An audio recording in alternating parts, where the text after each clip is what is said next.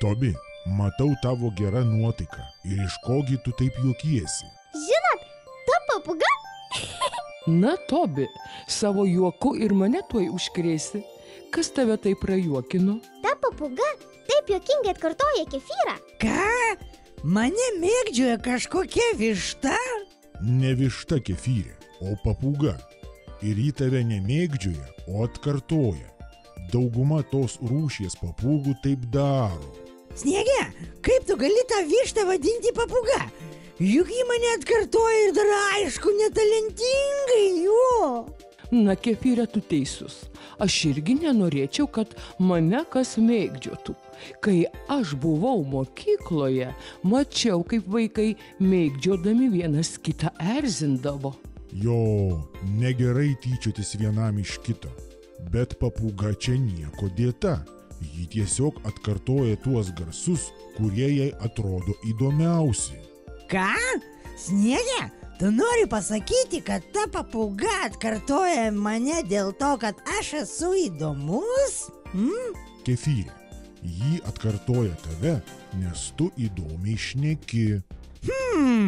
Na, jeigu jai patinka, kaip aš kalbu, tai man irgi tada patinka.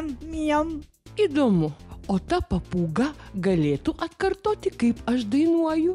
Norėčiau pasiklausyti savęs iš šalies. Rožė, tu manęs paklausk ir aš tau atsakysiu, kaip dainuoju.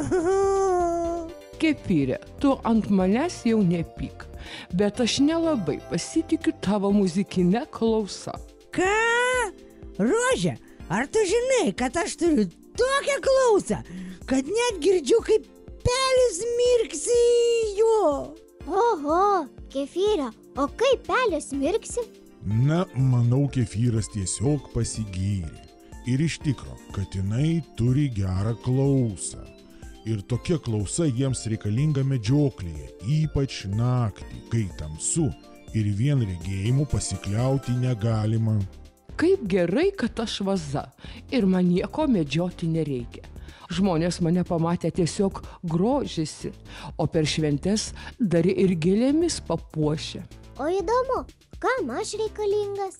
Tobi, tu esi žaislinis automobiliukas, tikro didelio automobilio kopija. Ir kol Dominykas mažas ir negali vairuoti didelės mašinos, jis žaidžia su tavimi. Ir neabejoju, kad jam labai patinka. Ir man patinka, kai Dominykas su manimi žaidžia. Žinote ką, aš sugalvojau, kaip tą papūgą panaudoti praktiškai. Kaip panaudoti? Praktiškai?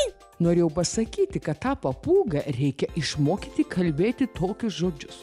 Metas valyti dulkes. Ir kad papūga tai kartotų per dieną kokius 100 kartų. Tuomet, manau, šeimininkai nors kartą per dieną nuo mūsų nuvalytų dulkes. Tu čia gerai sugalvojai, Rožė.